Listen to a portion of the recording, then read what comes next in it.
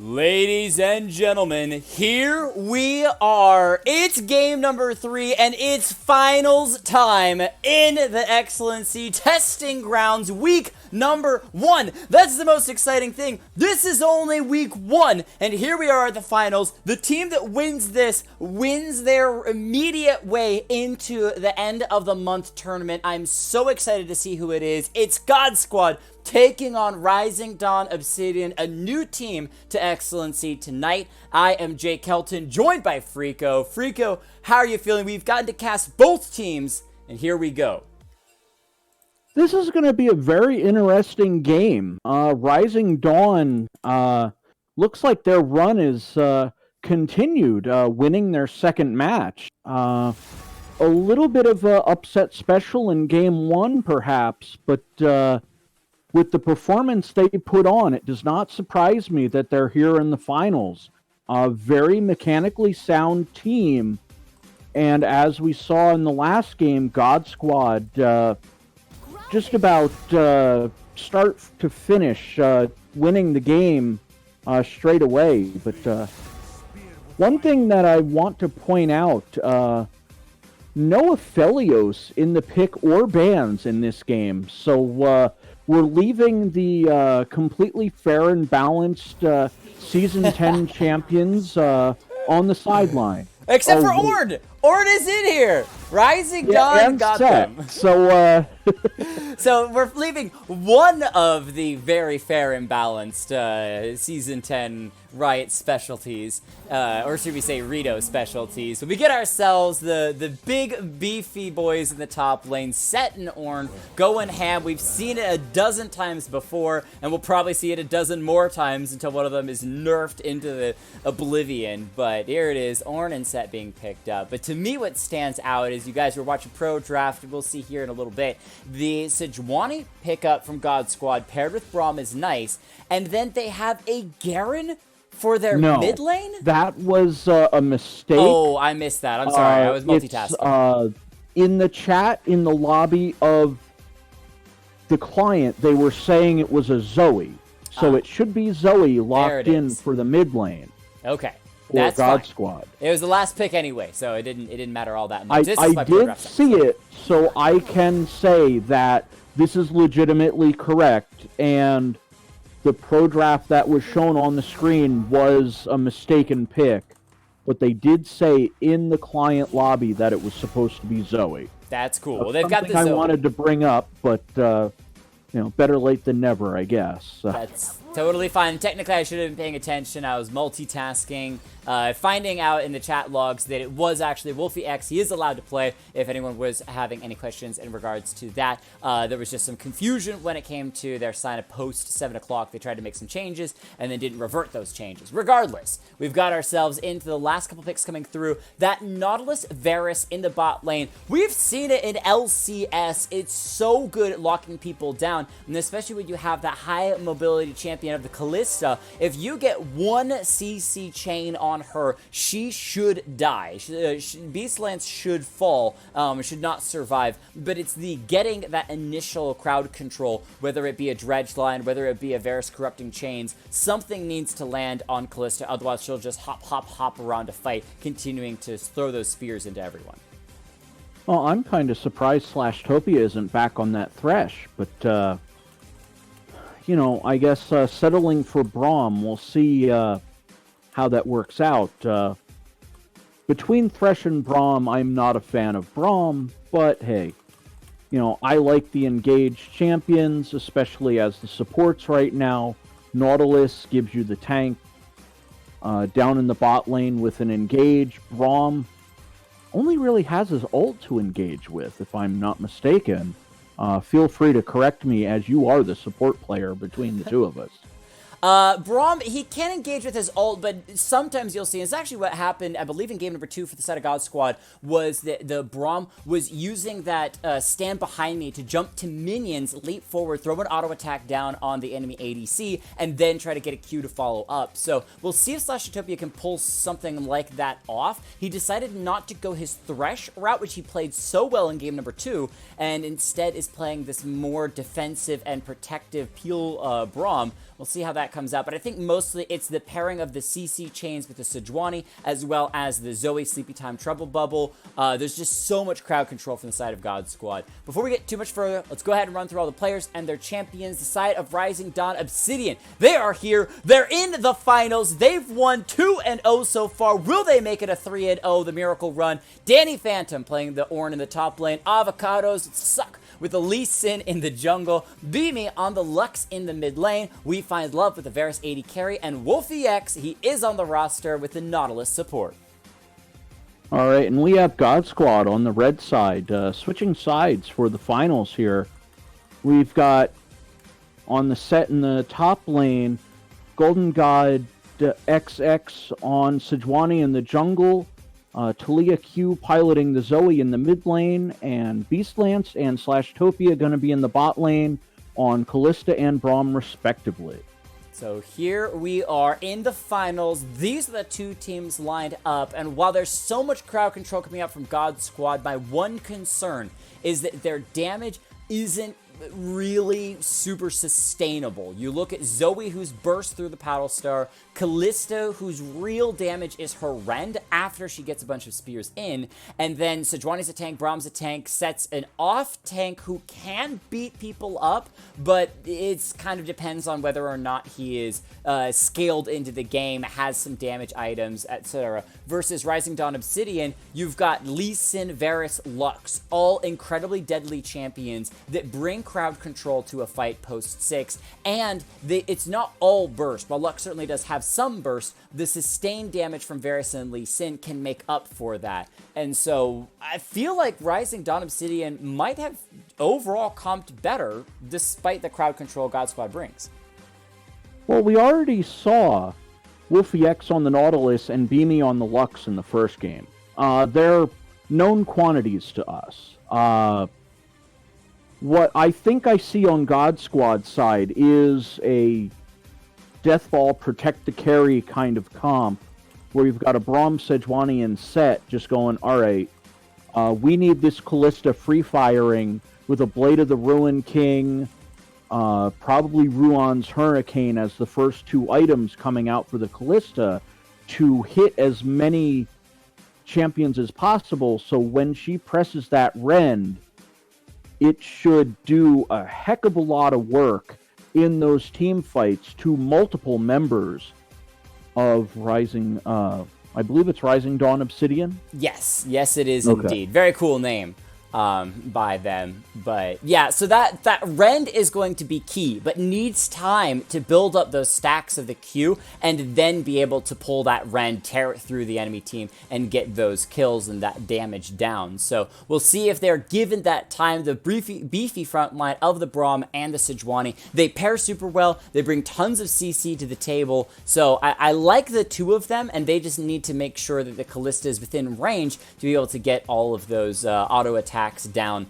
and then pull through with that E. So let's take a quick look at the junglers, where best it might be for them to put pressure in these lanes, because we had Jarvan on the side of God Squad, level 2, ganking mid lane in game number 2, and then Avocados, I believe, I can check actually really quickly if I go back to the very first draft, played the Maokai in game number 1 and invested heavily into the Pantheon in the top lane.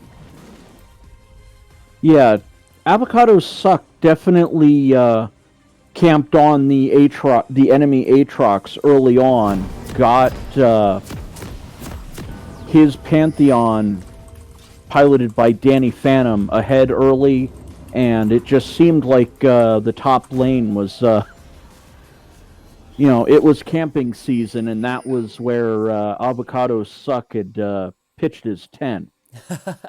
And it worked really well. Danny Phantom had a absolutely dominating game on the Pantheon, but this time is going to be on a little bit less damage dealer of this Ornn. This was actually something that Rising Dawn Obsidian did in game number 1 as well, was invade through the top side, and they got themselves not only some early vision down, but a free kill onto the top laner of their opposing team, the Aatrox. Then that kind of set him on the back foot from the very early portion of the game. Whereas this time around, it seems like God Squad is happy to stick around as 5, do a little bit of invading themselves. They've got the Braum, a fantastic champion for early game invades, as long as you can stack up those concussive blows passive.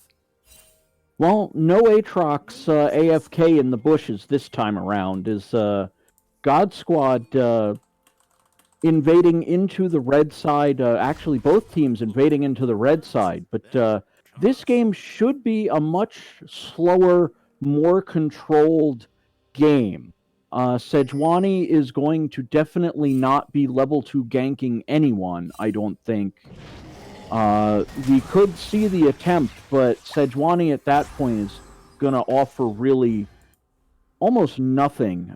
Zoe is not a melee-based champion, so the Frostbite not going to be put into play. Hold on, Sid's going to fight Avocados. The Smite is going to take away that red buff, level 2 to the Lee Sin. He goes ahead and follows that Sonic Wave in, but there's that Grit Shield from C9 World Champ. Started Haymaker, not the best early game, early game first level spell to have. Talia Q in a little bit of a tight spot. Ooh, dodges out on that Q from the Lee Sin. You said it was a slow game. We got early action as Battlestar is going to initially miss. Golden God, though, is here with the 2-man flail for the slow. Ornn going to cause them to back up. The Set's going to make Zoe their way. still happy to step forward. Another Battlestar is going to miss. C9 World Champ stepping forward. Keep in mind, he's got the Haymaker. If he can find the damage in the big AoE. Oh, it doesn't get that poke down.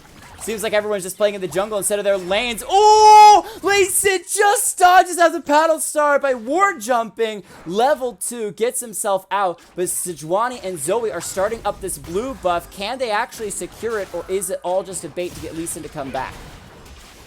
I think a little bit of column A and a little bit of column B. Zoe's kind of hanging around, giving Beamy some free farm there. But that's going to be both topside buffs taken by the enemy jungler. Heal used by Beastland super early to keep the Braum alive as Slashtopia got pulled back. There's the Q for We Find Love. The Rend from the Callista is not going to do it. They've got that exhaust down, slowing her. She's trying to escape, throws out a Q, dodges a little bit, flashes that dredge line. It didn't even need to hit. That is victory for Rising Dawn Obsidian's bottom lane, forcing out that flash. Well, I think if that dredge line did hit, that would have been the end of Callista. But both summoners down for Callista. Only, I believe, the exhaust from Wolfie being blown in the exchange that saw Braum taken down for first blood. Yep, and that goes to Rising Dawn Obsidian doing very well as Lux in that mid lane. Gonna fight a bit of a root down onto Zoe. Get some poke down. Lee Sin, is on the bottom side, grabbing a bit of vision control around this bottom. Infernal Drake #1 that'll pop up in about a minute. And yeah, where we thought that it was going to be slow from these junglers, they were happy to have a bit of a duel in the early game, and now Sejuani maybe getting top lane. Well, I'm a little surprised that Sejuani would be this active early on. Lee Sin, I think, assuming that his red buff's gone, but Sejuani never went down there to take it, so possibly a little pleasantly surprised at this point to realize that his red buff was still there. Sejuani pathing down, spotted out by the Scuttler ward. So Braum going to be trying to help out getting a little vision down. I like, though, from God Squad, the fact that both their bottom laners did start those tier 1 boots. Give them a little bit of movement against the dredge line from that Nautilus so that they can dodge out a little bit more on that. Not a lot of people say, hey, they're throwing out all of these CC skills like against a Thresh. Let's go ahead and grab some early movement speed to be able to help get us out of those hooks as they come flying in. So, bit of a early build from them. Does decrease their damage, though, but Sejuani's already headed to this bottom lane. I think it was pinged out, but they're still going to be stepping forward anyway. Dredge line, though, from Nautilus. He's been able to try to escape for now. I think they still need 2 more auto attacks to slow him down. No stun coming through. Just a little bit late on those concussive blows. Well, it's not even just the dredge line that you have to worry about from Wolfie X. It was the piercing arrow from Varus that landed to secure the first blood.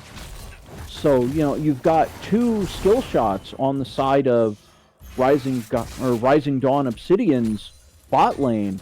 If you can evade those skill shots that much better by getting boots, you know, 300 gold against it's definitely better than like a, oh boy, Set's in big trouble. Ooh, yep, Flash had to be burned in the top lane. World Champ struggling a little bit. That Ornn can deal more damage than you expect with those brittle stacks. Infernal Drake can be started up at the side of God Squad, but we might have Rising Dawn Obsidian trying to fight forward. The Nautilus going to step forward. Sejuani is here. She's got Smite available. The TP coming in from the side as well as he just recalled. Sejuani grabs that Infernal Drake. They're jumping onto the Lee Sin. He's going to ward hop, though, over to the Lux. Able to get out for it now. The Petal Star from the Zoe not going to quite land. Now we find Love and Trouble. Haymaker from the set. Picks it up there onto Wolfie X as well. They should be able to find the concussive blows. Battle Star from Talia Q will steal it away, and God Squad strike right back, taking the lead in the game. Yeah, unfortunately, the bot lane for Rising Dawn getting caught in the wrong part of town. God Squad collapsing down for 2 kills. I believe Set and Zoe picking up the kills.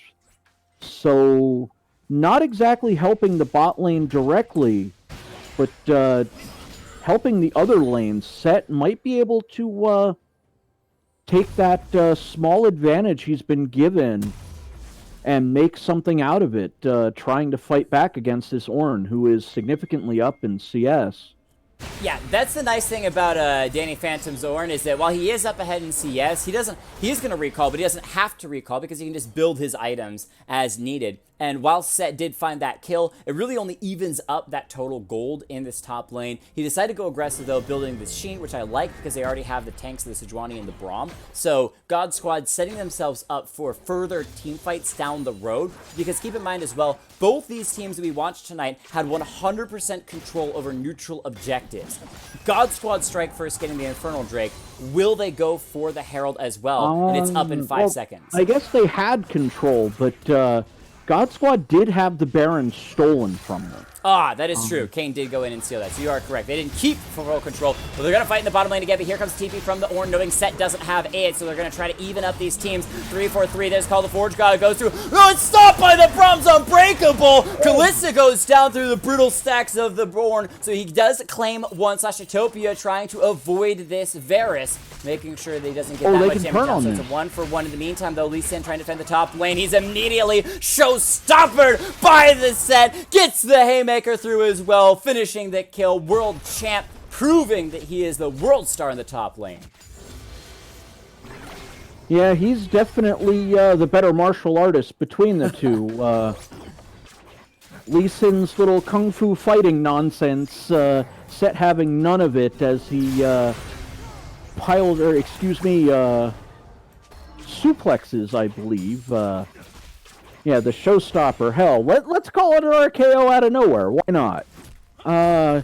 3 turret plates as well after taking Lee Sin down in the top lane. So Ornn's advantage got dumped right on its head with Set picking up 2 kills, 3 plates, and is now looking at about an 800 gold advantage. Ooh, Lee Sin takes the Q, follows away under the turret, gets the kill, he gets out as well. The kickback to keep the Sejuani from finishing off the Lux. He gets the double with the Sonic Wave. Avocado's beautiful play in the mid lane. I hope somebody clips that because that is just godlike Lee Sin play. Yeah, Lux actually kind of tried to secure the kill with an ult, but Lee Sin, Avocados suck. Wow, that was a beautiful play, and it looks like those turret plates are going to go down to Ornn while Set recalled. It's going to miss, but the Varus ultimate's going to land, force the flash out of that Kalista. She gets the Ren, pulls back through. The Lee Sin will die, gets the kill on Nautilus as well, and that was a terribly timed dive by Rising Dawn Obsidian, and they did not plan for the Braum returning. No, that was just an unfortunate set of circumstances. God Squad collapsing down on Rising Dawn, and we saw the results. 2 kills going to the side of God Squad, and no answer, unfortunately, for Rising Dawn. And it looks like the bottom turret is going to take a pounding, and it looks like we had a disconnect, so we're going to see a pause. Just for a moment. I believe... Yeah, Beamy on the Lux disconnected. So hopefully it's not too much of an issue.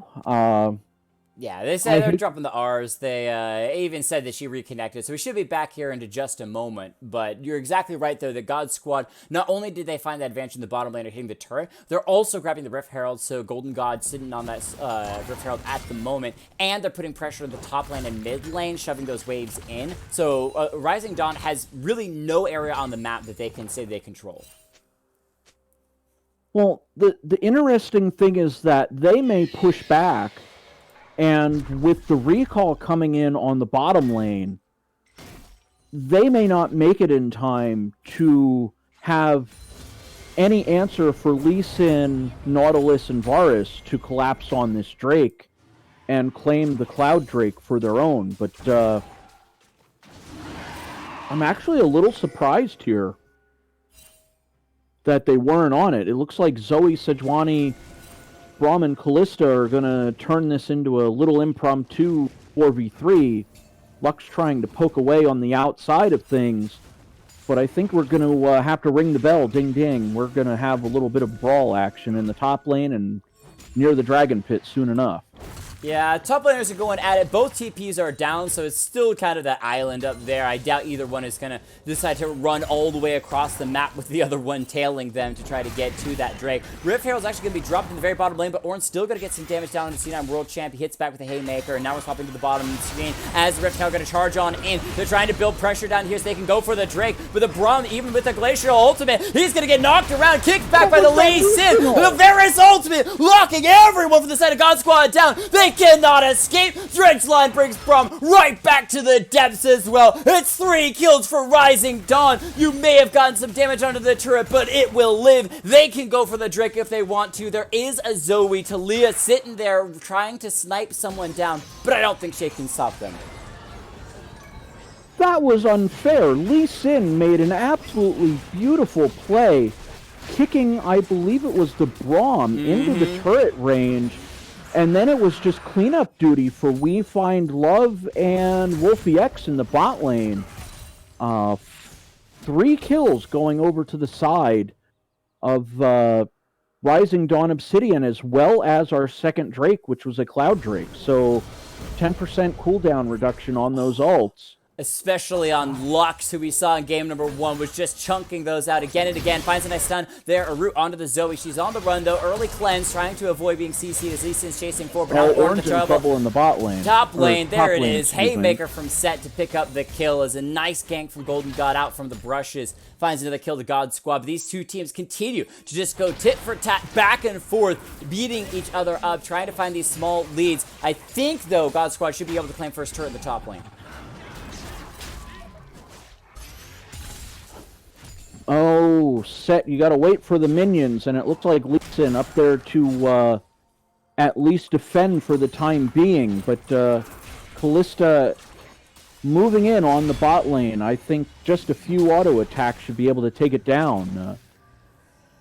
Wolfie and We Find Love able to defend for the time being, but they're gonna recall, so this next wave should spell doom for the bottom turret for Rising Dawn and Obsidian, as Zoe closes in on the mid lane, but no more turret plates to be claimed, as the plates have fallen at 14 minutes into this game. Nice battle star from Talia in that mid lane, taking the Lux health down about a third. Eventually, those are going to start chunking way more than just a third. They'll be halves, and they'll be 100% of health eventually, but so far, Zoe just poking a little bit. That turret in the bottom lane was claimed by God Squad, so we'll get first turret top lane just a hair's breadth away from dropping as well. So shouldn't be long for them to start to find these turrets and objectives. But there is still that opportunity from Rising Dawn to strike back because they are not afraid of fighting. They've brought a lot of crowd control with this Nautilus as well as that Ornn, who does have his teleport now to join the fight. Well, the lead right now is literally just the first turret going down in the favor of God Squad in the bottom lane, but it looks like Callista going into the top lane, a little bit of a lane swap as the NA Ram happens. Not here for this fight. They found the Zoe, the Nautilus ultimate as well. They've gotten her down. Set will get a face breaker onto two members. The Glacial ultimate from the Glacial Fissure from the Braum, trying to save his teammate. But there's the Q from the Varus as well. We find Love sniping him down as he tries to run away. A Dredgeline will drag the Braum back into the fight as Kalista will take down Ornn in the top lane solo. But the mid lane fight won by Rising Dawn will give them mid-tier first turret. I think Kalista should be able to grab that top turret. They might be able to get two, but withdrawing. Kalista going to take the top turret, landing a massive rend on Ornn, who looked like he was about to win that fight. Unfortunately, Kalista said, no thank you, I'm going to press rend and you're going to go bye-bye. Yeah, it was so nice from Rising Dawn Obsidian in that mid lane. Somehow, Wolfie X finds the Dredgeline on Zoe, throws down that ultimate as well, just to guarantee that she falls, and then follows it up with another one onto the Braum on top of it all. I mean, this guy is just so good, and you can see why both of these supports play these hooking champions, because they are so good at timing them. However, this game, Slashitopia is not on his Thresh, he's on this Braum, a bit more defensive, a bit more peel-oriented, and that means that he isn't able to be quite the playmaker that he was in game number 2. Whoa. Lux trying to just YOLO snipe. Set getting potentially found out. Looked like a little bit of a roam as Set was way outside of his part of town here. Ornn gonna go on to cleanup duty on the minions in the bot lane. But look at the gold right now. Dead even. 17 minutes in the game between these two teams. Gold is even. Vision, not as much. God Squad finally getting a couple of wards down here towards that bottom side, but most of the river was controlled by Rising Dawn for the early portion, and they're going to try to go ahead and grab control of it again, making sure that they're here for this Ocean Drake spawning in about 23 seconds. They're going to find themselves a Nautilus first. Wolfie X, is he in trouble or not? Call the Forge God from the Ornn, going to land onto two, but I think they might have just been locked down. Set is able to grab one. Lux ultimate goes through two. It's the taking members, they're dropping, and the Varus has arrived. He's tearing through the enemy team. He's trying to run. Beamy gonna get face breaker backwards. The Lee Sin is here, but he's all alone. God Squad finds the ace, obliterates Rising Dawn Obsidian just as the Ocean Drake spawns. We'll take that, thank you very much. Yeah, Varus got there, got, I believe, both of the kills, but unfortunately, the rest of God Squad, the cavalry arriving a little bit before Avocado Suck and the Lee Sin able to join that fight. So the team fight and the objective going over to God Squad as an ace on the side of God Squad, claiming a dragon and now a Rift Herald.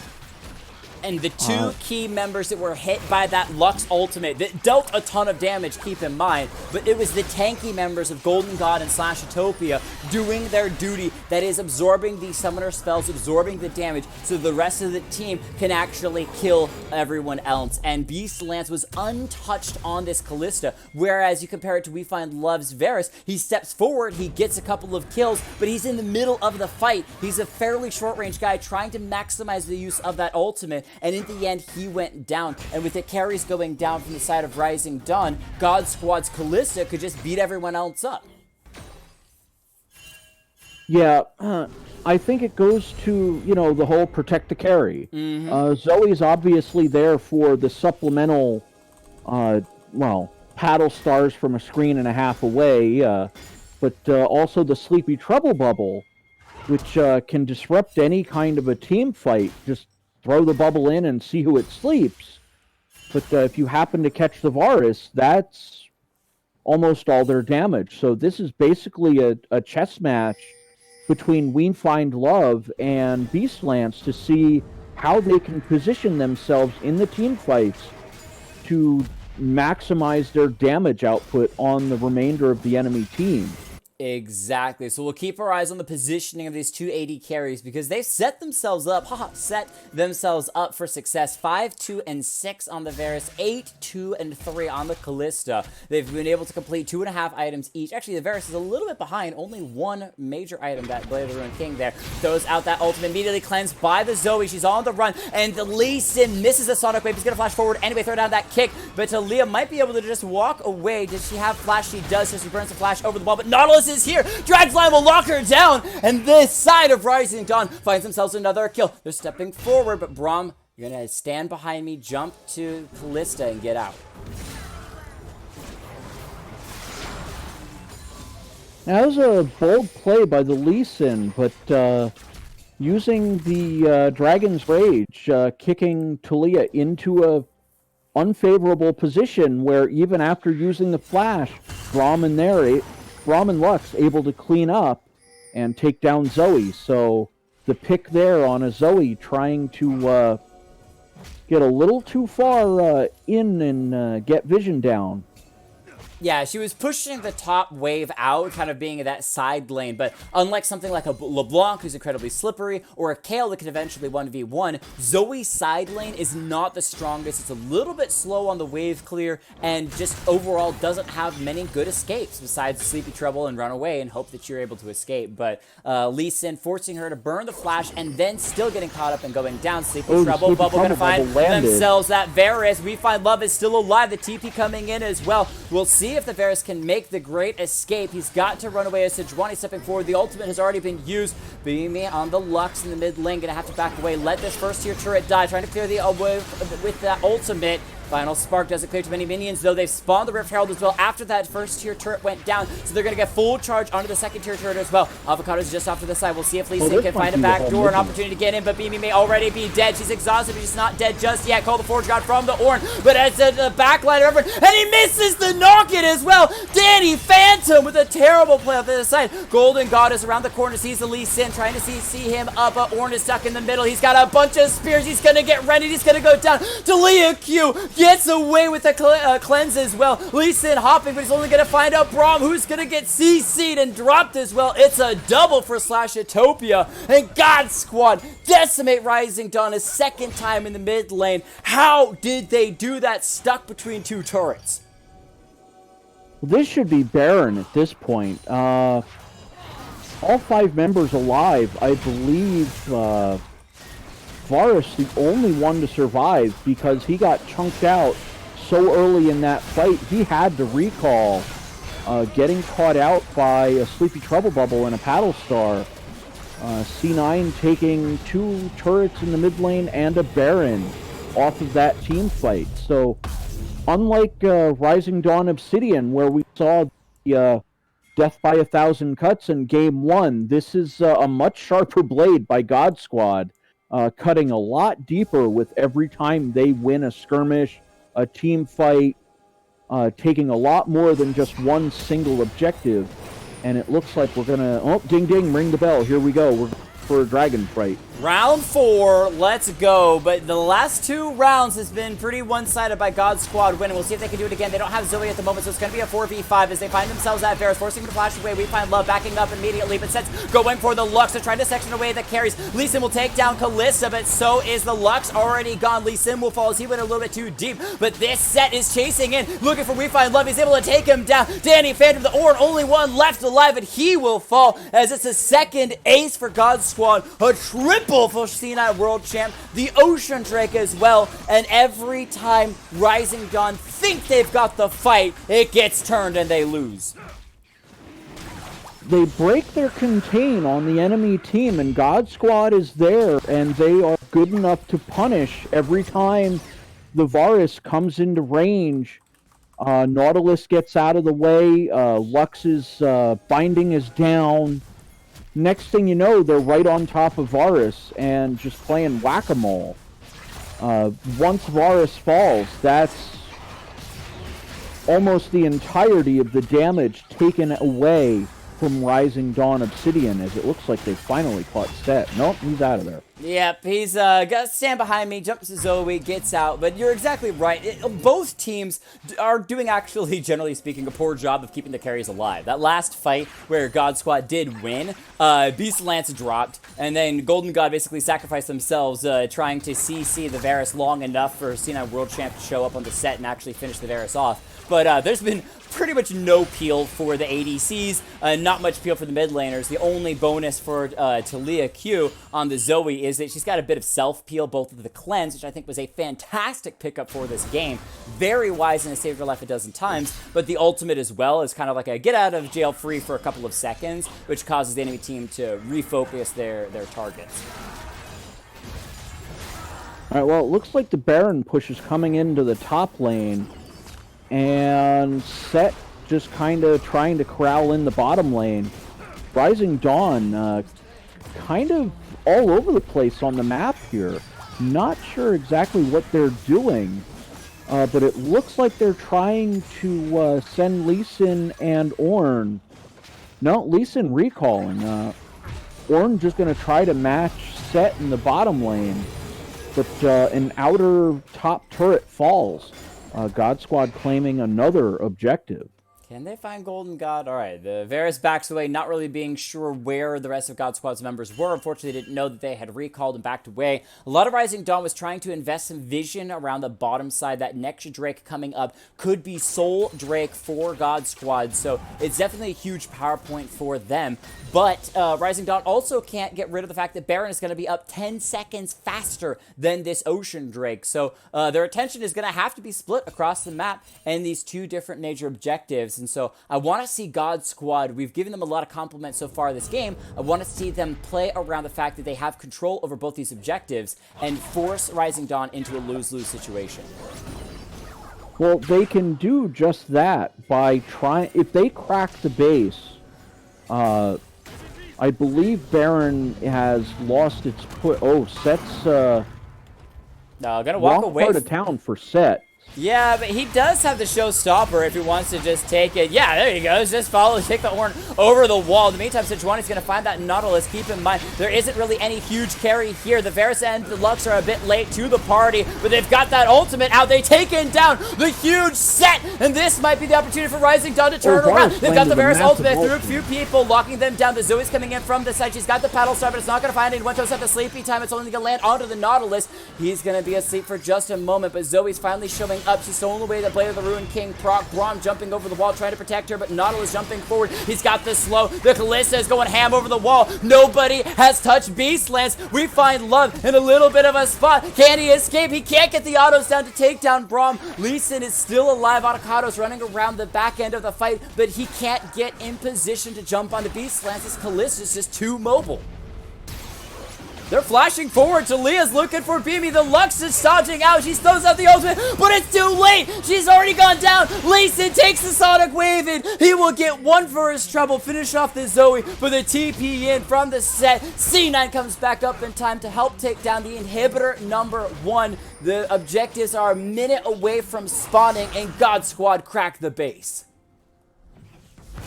What a massive fight. I thought Varus would show up in the bot lane, turn the tide. He did, but then we see Kalista showing up and turning the tide back, winning the battle, going to the side of God Squad on that extended fight. All the Forge got from the Ornn blocked by the Braum's Unbreakable. They're still chasing forward, which I think is a little bit dangerous as they're leaving the Varus behind, trying to clean up this minion wave. So they back away. That now we got a little bit of a shell game. Do you go for Baron? Do you go for trying to stop God Squad from gaining soul point? And it looks like we got ourselves a death brush. Spotted out by a trinket ward. Yep, the blue ward, but there's still going to be something from God Squad. Saving, Final Spark lands onto 3. Ultimate from Varus. Going to start this corrupting chains. Can they actually grab someone in time? They actually don't get anyone. TP in from Ornn. Top wave. There's a bit of a wave pushing in from God Squad, but it's got some time before it actually hits that turret.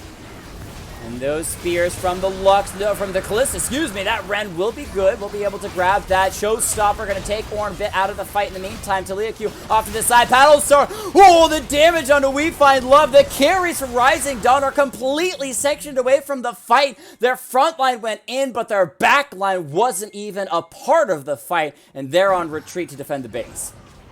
Oh, I think the calls come in. Just run it down mid, run it down bot, just run it down. You can't throw it Baron if you're never making it objective at the first point. But the mid inhibitor's about to fall. It looks like Zoe's trying to pressure and zone away the Lux and Varus.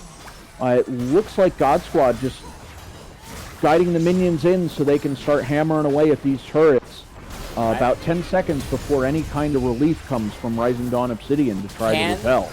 Can God Squad take over this tournament number 1? This is week 1 of the testing grounds. They're going to be the first team to ever claim true victory in the testing grounds. And this will be the fight to decide it all. The Call of Forge God from the Organ to land on almost all the members. Elisa trying to kick somebody from the behind. They might actually turn this fight around. Sets health is dropping. They've got themselves rooting up this Zoe. She's not dead just yet. Lux is on the chase, but Zoe's speeding her way out with that cleanse. I think Rising Dawn have been able to defend their base. They're not going down just yet. Lacey in trouble. He misses the paddle star, so he avoids death there, but the Zoe will go down. It's an ace for Rising Dawn. Their base is in shambles, but they're still alive. You want to send Varus along with a couple others to claim Baron, but you've got to defend the Nexus. It's completely unprotected. Lux might not be enough to save the Nexus from 2 waves of super minions piling into the base, plus the top wave is on that top inhibitor, which will double trouble if all 3 inhibitors end up going down. I think that Rising Dawn have this, though. I really think that they do. The Braum going to use a redemption onto the Baron just to get vision. They know that this is happening, but I don't think he's going to be able to get there in time. If he walks up, he will have one single shot to throw a Q over the wall and try to steal it away. Woo! Didn't immediately do it. So Baron grabbed by Rising Dawn. That will allow the Lux and Lee Sin to defend a little bit better. There might be one more fight in the tank, but keep in mind, these inhibitors have been down for a while. They eventually will respawn, which should reset these super minions from crashing in. But can Rising Dawn hold on with this Baron buff until that happens? Well, they were down well over 12,000 gold going into that fight at the Nexus. Probably why God Squad just decided, all right, let's end it. But now we look at the aftermath, and it's a little over 7,000, but this is going to be a rough ask, even with the Baron buff minions helping to defend. Oh, they've got the Orm locked up for a moment. He's going to go ahead and start the Call of the Forge God. Will it come through in time to actually find the knock upon multiple members of the Zoe in the center still untouched? The set got a huge haymaker into the enemy team. The Nautilus is trying to be the frontline take for his team. Utopia is going straight in for the backline because Kalista is tearing through Beamy. Can they actually get the Lux down? They haven't been able to finish her off yet. Kalista is falling. Zoe's hitting onto the base. Set is trying to finish it off in time. This might be God Squad taking the opportunity to go for it. C9 World Champ is actually turning and running. Talia Q stepping forward. A couple more auto attacks. C9 World Champ is running away from the base because Wolfie X is pushing them backwards. The minions are pushing in. The final spark from the Lux will take the Zoe out. There's a nice hook from Nautilus pulling Utopia back in, and Rising Dawn still alive. The Nexus literally at half health. Making a huge mistake. Kalista getting caught out in both of these fights. Varus able to freely establish himself, obliterating anything and all things around the Nexus. Nothing able to CC him. A huge team fight win for Rising Dawn, defending their own Nexus. And think about this. Think about this. All right, God Squad, they come into the base, they grab a couple of these turrets and the inhibitors, and then they lose the fight at the Nexus. They respawn, they run it down top lane, they grab themselves an inhibitor, and that is it. They have had 2 entire team fights and all the time in between getting no gold. Whereas Rising Dawn Obsidian have been able to pick up minion wave after minion wave after minion wave coming into their base. They've also had the Baron buff to be able to defend a little bit longer. It should be timing out shortly, but they still have it up for a little bit longer. Now God Squad is going to be looking for this Elder Drake in about a minute and a half. They got one more fight before it gets there. Redemption going to come down, call the Forge God from the Orn, but he's stunned up. I don't think he's going to have it. He does get it out just in the last second. Set going in with the showstopper. We'll see if he's able to make something happen as Callista's got a bunch of spears into the Orn, but he hasn't been able to find the kill just yet. 3 members knocked up by that Nautilus ultimate, but I think he's going to be taken down. Lux ult is big, but it's not big enough. The Ocean Drake is healing God Squad back up, and Beamy is in trouble. The Lux is slowed down. The Braum thrown out doesn't find the knockup. The Lux is still alive. Set is trying to back his way out as there is only 1 member left to tank. The Lee Sin will fall, and that means with all 5 members of God Squad, they've had their fun. They've been playing with their food, but they are ready to end it all. They get the ace. They get the Nexus. They will be your week 1 champions of the light testing grounds, and they have done it in style. 3rd time's the charm for God Squad. That 3rd fight, they caught out Varus, We Find Love, and once he fell, that was really the straw that, almost sledgehammer that broke the back of Rising Dawn Obsidian in the finals. No damage left to win that fight with, and looking at that victory screen, that Ocean Soul bringing all of the members of God Squad almost back up to full after that skirmish was essentially over with. But congratulations to both teams making it to this point, but even more so to God Squad pulling out the victory. And I think for our 3rd game in a row, there is a very clear and definitive player of the game. It's definitely not the ADC, again, for a 3rd game in a row. It can't possibly be that. No, well, Beastlands did so good. Go ahead. It was, I think, Danny Phantom on that top lane Pantheon that I think... oh, that's true. That is true. In game 1. Definitely worth considering, and I think to the point that I would have given it to him. But We Find Love definitely showing up on the Ezreal as well in the first game. And, did everything he could in this game to try to pull it out. But unfortunately got caught out. And that was the end of Rising Dawn Obsidian in that final team fight. Well, and I think the biggest key out of this game, especially those last couple of team fights, where credit is due, Rising Dawn Obsidian, you did an amazing job defending the Nexus time and time again. The big thing was that those huge multi-man knockup and ultimates that both the Ornn and the Nautilus were able to do, unfortunately were used defensively, not aggressively. It was, I'm in trouble. If I don't use this ultimate, I'm going to die.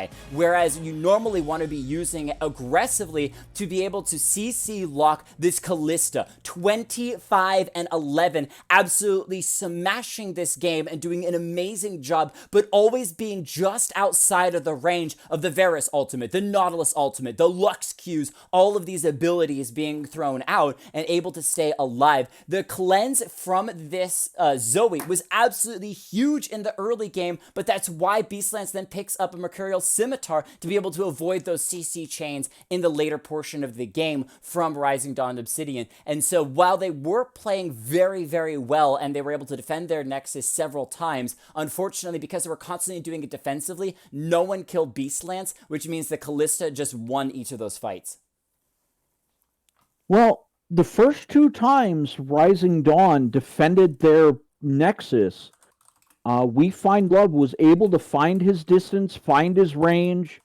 No Sejuani ult to interfere with him. No Sleepy Trouble Bubble to interfere with him. There was no CC onto We Find Love. Danny Phantom, Avocados, and Wolfie able to protect their carry enough that both of those attempts at the Nexus were stymied. But you get the Baron buff. Right after it wears out, you start to push out from the base, thinking, all right, we're starting to turn the tide. Mm-hmm. And that's when disaster hit. We Find Love got CC'd, and next thing you know, the team he's sent to the death chamber. And once he goes, the team goes with him, unfortunately. Yep, Beamy lived for quite a while, but unfortunately always running away, wasn't able to do all that much. And in the end, God Squad, they will be the victors for this Game 3 for the final in this Week 1. Beautifully done.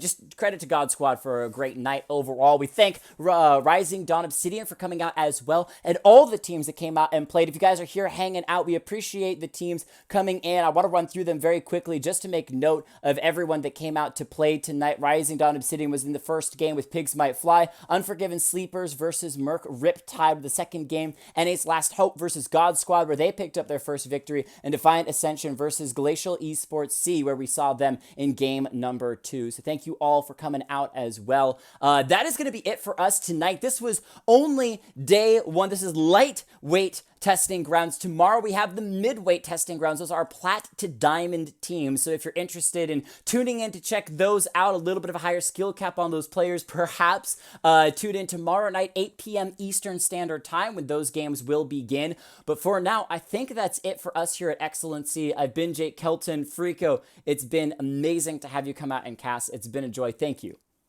Oh, absolutely. I enjoy it every time you allow me to jump in here and do a little bit of color commentary for you. Hopefully, we'll see what happens going forward, and I look forward to casting again in the future. Appreciate you coming out. Thank you so much. I'll have you back for sure. And with that, we're going to go ahead and give a raid over to some friends of ours. We've got a couple of people that are partners, streamers. We also have just some friends within the League of Legends community that we give some love to as well. If you've got